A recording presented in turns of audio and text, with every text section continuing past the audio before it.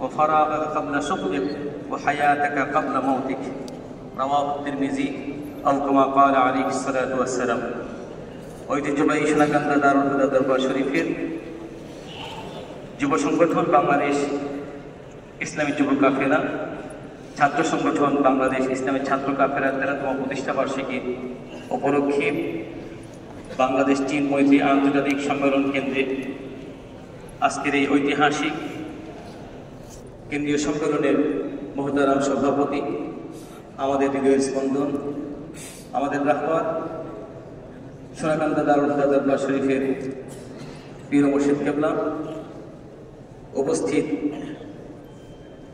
সম্মানিত পীর মাশায়েখ, উলামায়ে কেরাম, এদেশ পরিচালনায় দায়িত্বশীল সম্মানিত অভিভাবকবৃন্দ, সম্মানিত সুধীবৃন্দ, আমি মহান আল্লাহ রাব্বুল আলামিনের দরবারে বাস্তব অবনত চিত্তে কালিমাতুশ শুকর আদায় করছি যে আল্লাহ রাব্বুল আলামিন কেন্দ্রীয় সম্মেলনে অংশগ্রহণ করার তৌফিক আল্লাহ তাআলা আমাদেরকে দীক্ষা দিয়েছেন।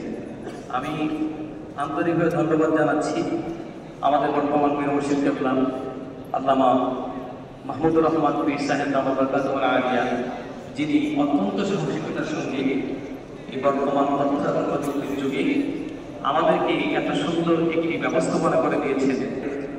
রাজধানীর বুকে এই সম্মেলন কেন্দ্রে আমাদেরকে সুযোগ করে দিয়েছেন এই সম্মেলনে অংশগ্রহণ করার। আল্লাহ তাআলা হুজুরের হায়াতের মধ্যে বারাকা দান করুন, সকলে বলে আল্লাহুম্মা আমিন।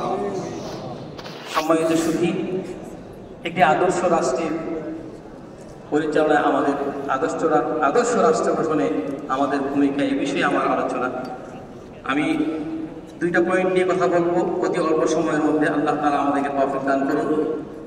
সম্মানিত সুধী, আদর্শ রাষ্ট্র বলতে অনেক দার্শনিকরা অনেক ভিন্ন সংজ্ঞা দিয়েছেন, কিন্তু ইসলামী দৃষ্টিকোণ থেকে আদর্শ রাষ্ট্র বলতে বুঝি যারা যে দেশের মানুষেরা কালেমা তাইয়্যিবা লা ইলাহা ইল্লাল্লাহু মুহাম্মাদুর রাসূলুল্লাহ সাল্লাল্লাহু আলাইহি ওয়াসাল্লাম এই কালেমার উপরে বিশ্বাস স্থাপন করে জীবন পরিচালনা করে যে দেশ, এই দেশটাকেই মূলত আদর্শ রাষ্ট্র বলা হয়।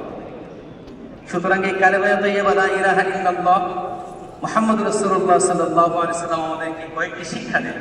একটি শিক্ষা হলো যে আল্লাহ রাব্বুল আলামিন ছাড়া কারো কাছে মাথা নত করা যাবে না। আল্লাহ রাব্বুল আলামিন এক, তিনি একক, তিনি অদ্বিতীয়। কারো কাছে আশ্রয় কিংবা সাহায্য কারো কাছে চাওয়া যাবে না।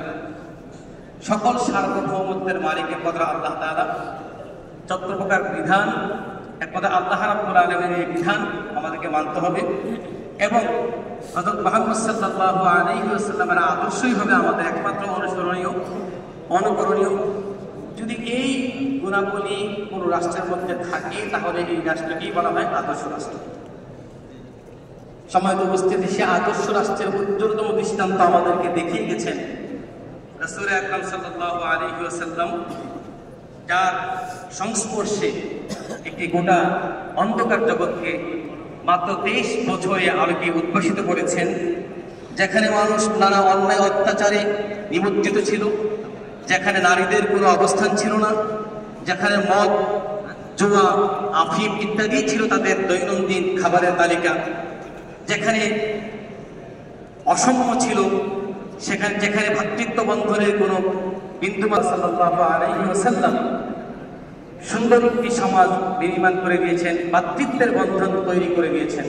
যেমন এক ভ্রাতৃত্বের বন্ধন রাসূল আকরাম সাল্লাল্লাহু আলাইহি ওয়াসাল্লাম মক্কা থেকে মদিনায় যখন যান, মুহাজিররা মক্কা থেকে মদিনায় যান, আনসারদের সঙ্গে মুহাজিরদের এমন পরিচয় করিয়ে দিয়েছেন যে রাসূলুল্লাহ সাল্লাল্লাহু আলাইহি ওয়াসাল্লাম মুখ দিয়ে উচ্চারণ করেছেন যে সাহাবায়ে কেরাম যারা আমাদের সঙ্গে এসেছে তারা মদিনায় কিভাবে থাকবে। সাহাবারা চিন্তা করলেন, যারা দুইটি বিয়ে করেছেন বললেন যে আমি ইচ্ছা করে একটি আমার স্ত্রীকে তালাক দিয়ে দিচ্ছি, আপনার যেই স্ত্রীটাকে আপনার পছন্দ হয় সেই স্ত্রী আপনি নিয়ে যান, আমার সম্পত্তি যত আছে সমস্ত সম্পত্তির 2টা ভাগ করে 1 ভাগ আপনাদেরকে দিয়ে দিচ্ছি, আরেক ভাগ আমি রাখি।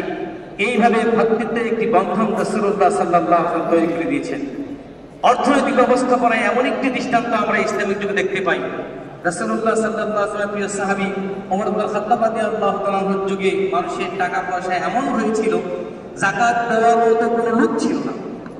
সম্মানিত শুধু জাকাত নেওয়ার মতো কোনো লোক ছিল না। পাহাড় সমপরিমাণ সম্পদ রাস্তার মধ্যে রেখে সেই সম্পদ দেওয়ার জন্য, জাকাত দেওয়ার জন্য দাঁড়িয়ে থাকতেন।